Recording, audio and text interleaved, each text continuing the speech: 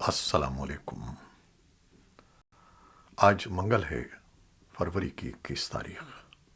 پاکستان میں سر شام کے 7، بھارت میں 7:30، اور یہاں ہمارے اسٹوڈیوز کی گھڑیوں میں صبح کے 9 بج رہے ہیں۔ وائس آف امریکہ واشنگٹن کی اردو سروس سے میں ہوں خالد حمید، خبروں کے ایک بلیٹن کے ساتھ۔ خبروں کا آغاز کرتے ہیں صدر بائیڈن کے یوکرین اور پولینڈ کے دورے سے۔ امریکہ کے صدر بائیڈن نے یوکرین کے دارالحکومت کیف کے اپنے اچانک دورے کے بعد منگل کو پولینڈ میں وارسا کے تاریخی شاہی قلعے سے ایک انتہائی مؤثر تقریر کی، جس میں روس کے حملے کا 1 سال مکمل ہونے کے موقع پر اس بات پر روشنی ڈالی گئی کہ کس طرح امریکہ نے یوکرین کے صدر ولادیمیر زیلنسکی کی اپنے ملک دفاع کی کوششوں کی حمایت میں نیٹو اور مغرب کو متحد کیا۔ وائٹ ہاؤس کے قومی سلامتی کے مشیر جیک سلیون نے کہا کہ تقریر بائیڈن کے اس بیان پر مبنی تھی جو پچھلے سال مارچ میں اسی مقام پر دیا گیا تھا، اور اس کے علاوہ صدر بائیڈن نے نیٹو اور یوکرین کے لیے امریکی حمایت کے بارے میں بنیادی سوالوں کے جوابات دیے۔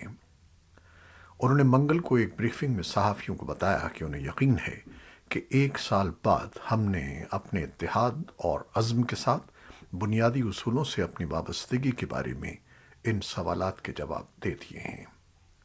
سلیون نے کہا کہ یہ تقریر بنیادی اصولوں کو تباہ کرنے کی کوشش کرنے والے جارحین اور جمہوریتوں کو برقرار رکھنے کی کوشش کے لیے اکٹھے ہونے والوں کے درمیان مقابلے کو اجاگر کرنے کے بارے میں تھی۔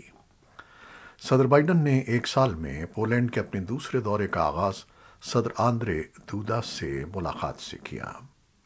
امریکی رہنما نے دودا کو یقین دلایا کہ اگر روس اپنی جنگ کو یوکرین سے آگے بڑھاتا ہے اور پولینڈ پر حملہ کرتا ہے تو اتحاد اس کا بھرپور جواب دے گا۔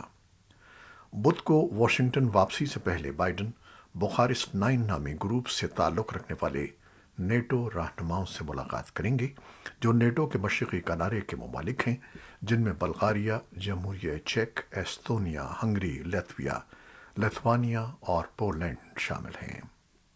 رومانیہ اور سلوویکیا یہ ممالک روسی خطرے کو سب سے زیادہ شدت سے محسوس کرتے ہیں اور ماسکو کو زیادہ مضبوط جواب دینے پر زور دے رہے ہیں۔ پاکستان میں یوکرین کے سفیر مارکیان چوچک نے اسلام آباد سے مطالبہ کیا ہے کہ وہ یوکرین میں قیام امن کے لیے عالمی اقدام کا حصہ بنے اور 23 فروری کو اقوام متحدہ میں پیش کی جانے والی قرارداد کی حمایت کرے۔ اسلام آباد میں وائس آف امریکہ کے نمائندے علی فرقان کے ساتھ ایک خصوصی انٹرویو میں یوکرینی سفیر کا کہنا تھا کہ عالمی برادری کے قابل احترام اور ذمہ دار رکن کے طور پر پاکستان عالمی امن فارمولے پر عمل درآمد میں کردار ادا کر سکتا ہے۔ یوکرین میں ایک جامع، منصفانہ اور دیرپا امن کے قیام کے عنوان سے قرارداد اگلے ہفتے اقوام متحدہ کی جنرل اسمبلی میں پیش کی جائے گی۔ مارکیان چوچک نے پاکستان کو اس موقع پر غور کرنے کی دعوت دیتے ہوئے کہا کہ ہم پاکستان سے بھی اس عالمی امن اقدام میں شامل ہونے کو کہتے ہیں۔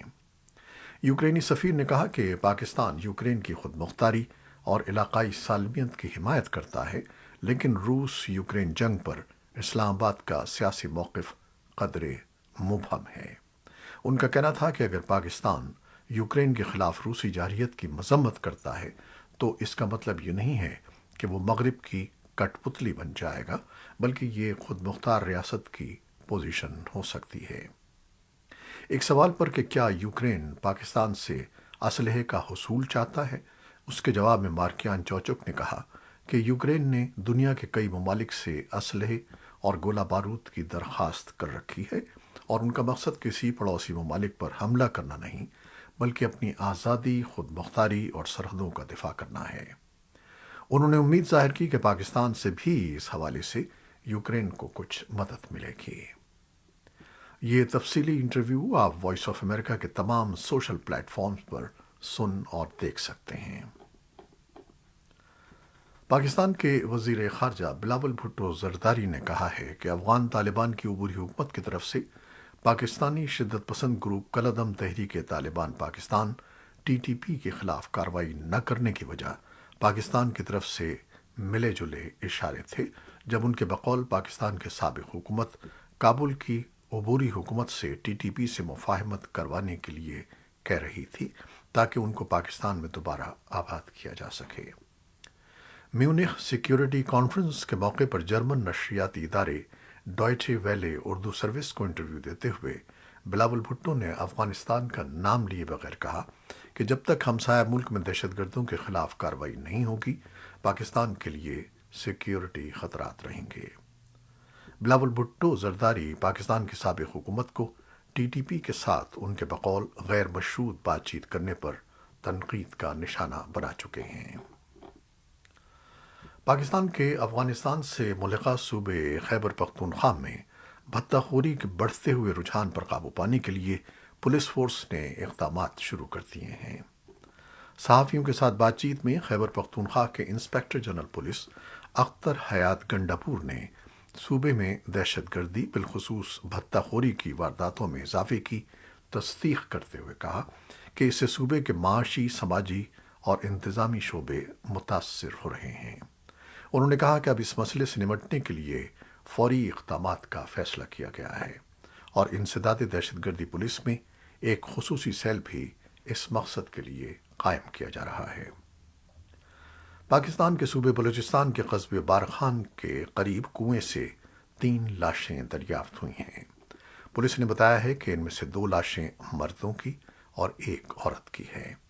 واقعے کے بعد بلوچستان کے علاقے کولو میں مری قبائل کے افراد نے خاتون اور ان کے 2 بیٹوں کی لاشوں کے ہمراہ احتجاجی مظاہرہ کیا۔ احتجاج میں شریک مری قبائل کے عمائدین نے حکومت سے مطالبہ کیا کہ خاتون اور ان کے بیٹوں کے قتل میں ملوث صوبائی وزیر سردار عبد الرحمان کھیتران کے خلاف فوری قانونی کارروائی کی جائے۔ آئی جی پولیس بلوچستان نے بارخان واقعے کا نوٹس لیتے ہوئے اس کی رپورٹ طلب کر لی ہے۔ اسلام آباد کے رہائشی علاقے تھانہ کھنہ میں نامعلوم افراد کی فائرنگ سے بھارت کے زیر انتظام کشمیر کے حریت رہنما امتیاز عالم موت کا شکار ہو گئے ہیں۔ اسلام آباد پولیس کے مطابق 2 موٹر سائیکل سواروں نے امتیاز عالم کو شناخت پوچھنے کے بعد فائرنگ کر کے اس وقت قتل کیا جب امتیاز عالم نماز پڑھ کر اپنے گھر جا رہے تھے۔ پولیس کے مطابق یہ واقعہ ذاتی دشمنی کی بنیاد پر پیش آیا ہے یا پھر ٹارگٹ کلنگ کا واقعہ ہے۔ اس کی تفتیش ابھی کی جا رہی ہے۔ امتیاز عالم کی تدفین اسلام آباد کے مقامی قبرستان میں کر دی گئی۔ پاکستان میں حریت رہنما عبد الحمید لون نے دعویٰ کیا ہے کہ انہیں تحریک طالبان پاکستان کی طرف سے خطرہ تھا۔ یورپی یونین کے خارجہ امور اور سلامتی کی پالیسی کے لیے اعلیٰ نمائندے جوزف بوریل کا کہنا ہے کہ یورپی یونین افغانستان کو چھوڑنا اور افغان عوام بالخصوص افغان خواتین کے مصائب میں اضافہ نہیں کرنا چاہتی، لیکن ہم طالبان کے فیصلوں پر خاموش نہیں رہ سکتے۔ افغانستان میں اقوام متحدہ کے امدادی مشن یونیما کا کہنا ہے کہ نئے تعلیمی سال کا آغاز اگلے ماہ ہوگا، تاہم طالبان کے موجودہ فیصلے کے مطابق لاکھوں افغان لڑکیوں کے اسکول بند کر دیے جائیں گے، جو انسانی حقوق کی ایک بڑی خلاف ورزی ہے۔ یونیما نے طالبان حکام پر زور دیا کہ وہ زندگی، معاش، مستقبل کے تحفظ کے لیے ابھی سے کارروائی کریں۔ اسی دوران ایم ایس ایف نے ایک بیان میں کہا کہ افغانستان کے کم وسائل اور دباؤ کا شکار صحت عامہ کے نظام کو مضبوط بنانے کے لیے خواتین کو نقل و حرکت کی آزادی اور این جی اوز کے لیے کام کرنے کا حق حاصل ہونا چاہیے۔ طالبان کی طرف سے 18 فروری کو یونیورسٹی کے امتحان میں شرکت کے لیے میڈیکل طالبات پر پابندی کے بعد ایم ایس ایف نے طالبان حکام سے مطالبہ کیا ہے کہ وہ فوری طور پر ایک نئی تاریخ طے کریں جس میں خواتین کو بھی شرکت کی اجازت ہو۔ بنگلہ دیش میں حزب اختلاف کی جماعت بی این پی کے اخبار روزنامہ دنکل کی اشاعت پر پابندی عائد کر دی گئی ہے۔ روزنامہ دنکل گزشتہ 3 دہائیوں سے حزب اختلاف کا ترجمان تھا، جس کی اشاعت پر پابندی نے ایک بار پھر بنگلہ دیش میں میڈیا کی آزادی پر سوال کھڑے کر دیے ہیں۔ حکومت نے اخبار کا پرنٹنگ پرمٹ قوانین کی خلاف ورزی پر دسمبر میں منسوخ کیا تھا، جس پر اب پریس کونسل میں دائر اپیل بھی مسترد ہو گئی ہے۔ ترکی کے جنوبی صوبے ہتائے اور شمالی شام میں پیر کی شب آنے والے ایک اور زلزلے کے بعد امدادی کارروائیاں جاری ہیں۔ 6.4 کی شدت کے زلزلے سے اب تک متاثرہ علاقوں میں کم از کم 8 افراد ہلاک اور لگ بھگ 350 زخمی ہیں۔ زلزلے کے جھٹکے لبنان میں بھی محسوس کیے گئے۔ 6 فروری کے اس زلزلے کے بعد جس میں دونوں ملکوں میں لگ بھگ 45,000 لوگ ہلاک ہوئے، افراتفری اور خوف و ہراس کی ایک نئی لہر دوڑ گئی ہے۔ ترکیہ کے وزیر داخلہ سلیمان سویلو نے کہا کہ 3 لوگ ہلاک ہوئے ہیں اور 213 افراد کو ہسپتال پہنچایا گیا ہے، جبکہ تازہ ترین خبروں کے مطابق 8 افراد ہلاک ہو گئے ہیں۔ شام کے شہری دفاع کے ادارے وائٹ ہیلمٹس نے کہا ہے کہ 130 سے زیادہ لوگ زخمی ہوئے ہیں اور کچھ عمارتیں جنہیں پہلے ہی نقصان پہنچ چکا تھا منہدم ہو گئی ہیں۔ امدادی کارکن ہاتائے میں کئی منہدم عمارتوں میں زندہ بچ جانے والوں کو تلاش کر رہے ہیں، جہاں خیال کیا جاتا ہے کہ لوگ پھنسے ہوئے ہیں۔ صدر رجب طیب اردوان نے پیر کو ہتائے کا دورہ کیا اور کہا کہ ان کی حکومت اگلے ماہ صوبے میں تقریباً 2 لاکھ نئے مکانات کی تعمیر شروع کرے گی۔ اردوان نے پیر کے روز ہی انقرہ میں دورے پر آئے ہوئے امریکی وزیر خارجہ اینٹنی بلنکن سے بھی ملاقات کی، جنہوں نے ایک دن پہلے امریکہ کی طرف سے ترکی اور شام کے لیے $100 ملین کی اضافی امداد کا اعلان کیا تھا۔ نئی امداد سے کل امریکی امداد $185 ملین تک پہنچ گئی ہے اور یہ امداد اور بحالی کی کوششوں میں شامل بین الاقوامی اور غیر سرکاری گروپوں کو فراہم کی جائے گی۔ اینٹنی بلنکن نے یورپ کے 6 روزہ دورے کے دوران آج اپنے یونانی ہم منصب نکوس دندیاس سے ایتھنز سے ملاقات کی۔ بلنکن پیر کو دیر گئے ترکیہ سے یونان پہنچے تھے، جہاں انہوں نے یونانی وزیر اعظم سے مختصر ملاقات کی۔ ان کے ایجنڈے میں چین کے ساتھ بڑھتے ہوئے امریکی تناؤ، یوکرین کے خلاف نئے روسی حملے کا خدشہ اور نیٹو کی توسیع کے معاملے پر ترکیہ کے ساتھ تعطل شامل ہیں۔ شام کے صدر بشار اسد نے 6 فروری کو آنے والے مہلک زلزلے کے بعد اپنے پہلے سرکاری دورے پر پیر کو خلیجی ملک عمان کا دورہ کیا۔ عمان ان چند عرب ملکوں میں سے ایک ہے جنہوں نے سن 2011 میں عرب بہار کے احتجاج کے خلاف کریک ڈاؤن پر شام کو عرب لیگ سے معطل کرنے کے بعد دمشق کے ساتھ معمول کے تعلقات بنائے رکھے تھے۔ صدر اسد کا استقبال عمان کے سربراہ سلطان ہیشم بن طارق نے کیا۔ روس کے صدر ولادیمیر پوتن نے منگل کو کہا کہ وہ نیو اسٹارٹ معاہدے میں روس کی شرکت معطل کر رہے ہیں۔ یہ امریکہ اور روس کے درمیان جوہری ہتھیاروں کے کنٹرول کا آخری معاہدہ ہے، جو سن 2026 میں ختم ہونے والا ہے۔ سن 2010 میں دستخط کیے جانے والے معاہدے کے تحت ہر ملک زیادہ سے زیادہ 1550 جوہری وار ہیڈز رکھ سکتا ہے۔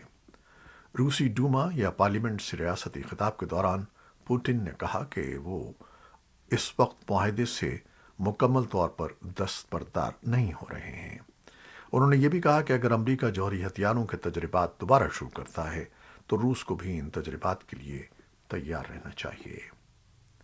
ایرانی وزارت خارجہ کے ترجمان ناصر کنانی نے پیر کے روز ہفتہ وار پریس کانفرنس کے دوران کہا کہ ایران بین الاقوامی ایٹمی توانائی ایجنسی کے ساتھ اپنے تعاون کو انتہائی قدر کی نگاہ سے دیکھتا ہے اور جوہری عدم پھیلاؤ کے تحفظاتی معاہدوں کا پابند ہے۔ گزشتہ چند ماہ کے دوران IAEA نے ایجنسی کے ساتھ تعاون نہ کرنے پر ایران پر تنقید کی ہے۔ روس کے صدر ولادیمیر پوٹن نے دعویٰ کیا ہے کہ ماسکو کے خلاف مغربی ملکوں کی پابندیاں ناکام ہو گئی ہیں۔ منگل کو ماسکو میں سالانہ اسٹیٹ آف دی نیشن خطاب میں روسی صدر کا کہنا تھا کہ مغربی ملکوں کا خیال تھا کہ ان کی پابندیوں کے نتیجے میں روس کی معیشت تباہ ہو جائے گی، لیکن ان کی یہ امیدیں پوری نہیں ہوئی ہیں۔ صدر پوٹن نے ایک بار پھر یہ الزام لگایا کہ یوکرین میں جنگ کی آگ مغرب کی بھڑکائی ہوئی ہے اور وہی اسے ہوا دے رہا ہے، کیونکہ ان کے بقول امریکہ اور اس کے اتحادی لامحدود طاقت حاصل کرنا چاہتے ہیں۔ متحدہ عرب امارات اور اسرائیل نے پیر کے روز اپنے پہلے مشترکہ طور پر بنائے گئے بحری نگرانی کی تیاری کی نمائش کی، جسے ریموٹ کنٹرول کے ذریعے چلایا جا سکے گا۔ اس طیارے کی تیاری خلیجی خطے میں سمندری خطرات میں اضافے کے بعد ان دونوں ملکوں کے درمیان بڑھتے ہوئے فوجی تعلقات کی عکاسی کرتی ہے۔ اس جہاز میں جدید سینسرز اور امیجنگ سسٹم نصب ہیں اور اسے نگرانی، جاسوسی اور بارودی سرنگوں کا پتہ لگانے کے لیے استعمال کیا جا سکتا ہے۔ یہ تھیں وہ خبریں جو فیس بک لائیو پر ہم نے آپ کے لیے پیش کیں۔ ہماری ویب سائٹ، یوٹیوب اور پوڈ کاسٹ پر یہ بلیٹن آپ کے لیے پوسٹ کر دیا جاتا ہے۔ آپ ہمارے بلیٹن کو شیئر کرتے ہیں اور اپنے کمنٹس میں اپنی محبتوں اور دعاؤں کا اظہار کرتے ہیں، جس کے لیے ہم آپ کے فرداً فرداً مشکور ہیں۔ اپنی ان کوششوں کو، ان محبتوں کو جاری رکھیے گا۔ نیوز ایڈیٹر بہجت جیلانی کے ساتھ خالد حمید کو اب اجازت دیجیے گا۔ اللہ حافظ۔